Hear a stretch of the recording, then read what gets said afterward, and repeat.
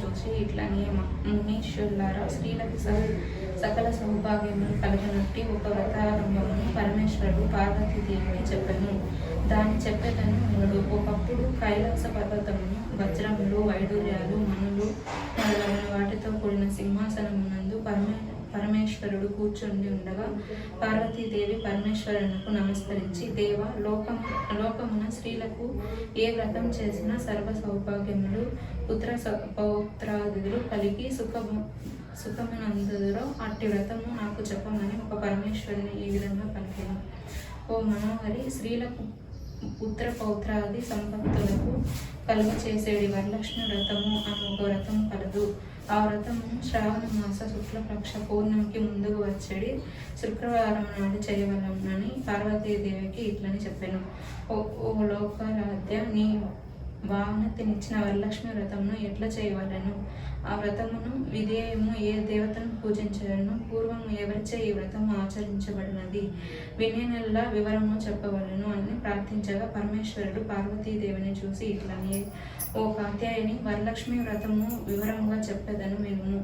మగధ దేశమున కుండనము అను ఒక పట్టణము కలదు. ఆ పట్టణము బంగారు ప్రాకారములతోనూ బంగారు గోడులగు ఇండ్లతోనూ కూడి ఉండెను. అట్టి పట్టణమందు చారుమతియు అను ఒక బ్రాహ్మణ స్త్రీ కలదు.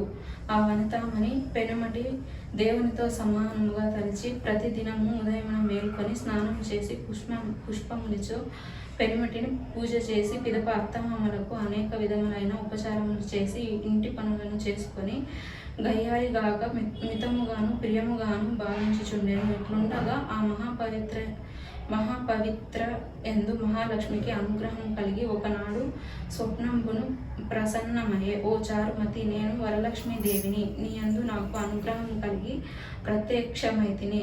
శ్రావణ శుక్ల పూర్ణమికి ముందుగా వచ్చేది శుక్రవారం నాడు నన్ను సేవించినచో నీకు కోరిన వరములు ఇచ్చేదనని చారుమతీదేవిని స్వప్నలోకమున వరలక్ష్మీదేవికి ప్రదక్షిణగా నమస్కారం చేసి, స్లో నమస్తే సర్వలోకాన్యం జనన్య పుణ్యమూర్తియే శర్వేనే త్రిజగద్విందే విష్ణు వ్యక్తస్థలాలయే అని అనేక విధముల స్తోత్రము చేసి, ఓ జగజ్జనని, నీ కటాక్షము కలిగినని జనులను ధన్యులగును, విద్వాంసులగును, సకల సంపన్నులకు అయ్యేదరు.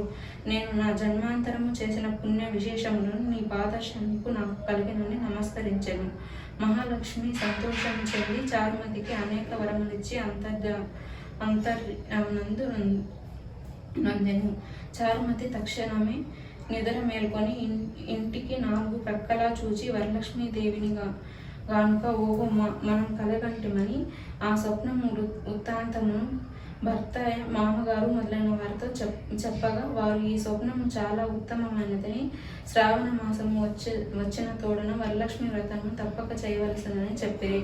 పిమ్మట చారుమతి దేవిని స్వప్నమును విన్న స్త్రీలను శ్రావణ మాసము ఎప్పుడు వచ్చునని ఎదురు చూచుండగా, ఇట్లుండగా వీరి భావోద్వేగమును శ్రావణ మాస పూర్ణిమకు ముందు వచ్చేది శుక్రవారం అంతా చారుమతి మొదలగు స్త్రీలందరూ ఈ దినమే కదా వరలక్ష్మీదేవి చెప్పిన దినమని ఉదయమునే మేల్కొని స్నానం చేసి శుభ్రమైన వస్త్రములను కట్టుకొని చారుమతీదేవి గృహమున ఒక ప్రదేశం నందు గోమయంబుచే అలికి మంటపము ఏర్పాటు చేసి అందు ఒక ఆసనము వేసి దానిపై బియ్యం పోసి కలశం ఏర్పరిచి అందు వరలక్ష్మీదేవిని ఆవాహనం చేసి చారుమతి మొదలగు స్త్రీలందరూ మిగులు భక్తులై సాయంకాలమున షాడోపచార పూజలను చేసి 9 సూత్రమును తోరణముగా దక్షిణ హస్తమున కట్టుకొని వరలక్ష్మీదేవికి నానా విధంగా భోక్షాలను నైవేద్యంగా చేసి ప్రదక్షిణంగా చేసిరి. ఇంట్లోకి ప్రదక్షిణము చేయగా నా స్త్రీలకందరికీ కాళ్ళ యందు గల్లు గల్లుమని ఒక శబ్దము కలిగెను. అంతా కాళ్ళు చూచుకొనిను గజ్జలు మొదలగు ఆభరణములు కలిగి ఉండగా చారుమతీదేవి మొదలగు స్త్రీ అందరూ, ఓహో, ఇవి వరలక్ష్మీదేవి కటాక్షము వలన కలిగినని ఆనందపడి ప్రదక్షిణం చేసి హస్తములందు దగద్గాయనముగా మెరియచుండగా నవరత్న ఖచ్చితములుగా కంకణములు మొదలగు ఆభరణములు ఉండట చూసిరి. ఇంకా చెప్పనేలా 3వ ప్రదక్షిణ చేసిన తోడున ఆ స్త్రీలందరూ సర్వభూషణ అలంకార భూషితలను చారుమతి మొదలగా స్త్రీలు గృహమునెల్ల సర్వమయము అవగా రథ జతరగా వాహనముల తోడు నిండా ఎండెను. అంతా ఆ స్త్రీలను తీసుకొని గృహములకు పోవుటకు వారి వారి ఇండ్లను గున్నములు, ఏనుగులు, రథములు, బండ్లను వరలక్ష్మీదేవిని పూజించుచుండగా స్థలమునకు వచ్చి నిలిచి ఉండెను. పిదప చారుమతి మొదలగు స్త్రీలందరూ తమకు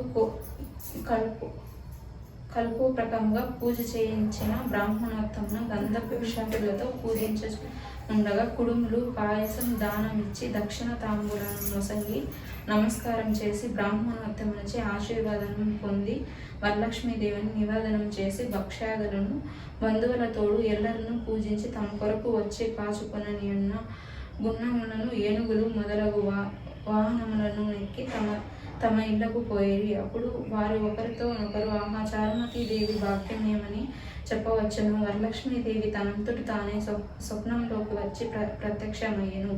ఆ చారుమతీదేవి వలనే కదా మనకిట్టి మహాభాగ్య సంపదలు కలిగినని చారుమతీదేవిని మిక్కిలిగా పొగుడుచు తమ ఇండ్లకు పోయి చేరిరి. నాటి నుండి చారుమతి మొదలగు స్త్రీలందరూ ప్రతి సంవత్సరము ఈ వ్రతం చేయుచు పుత్ర పౌత్రాభివృద్ధి కలుగు కనక వస్తు వాహనములతో తోడు గూడుకొని సుఖంబుగా నుండిరి. కావున ఓ పార్వతి, ఈ ఉత్తమమైన వ్రతమును బ్రాహ్మణాది 4 జాతుల వారును చేయవచ్చని అతను నోచిన సర్వ సౌభాగ్యములు కలిగి సుఖంగా ఉండేదరని ఈ కథను వినువారులకు చదువు వారులకు వరలక్ష్మి ప్రసాదం వలన సకల కార్యములు సిద్ధించు.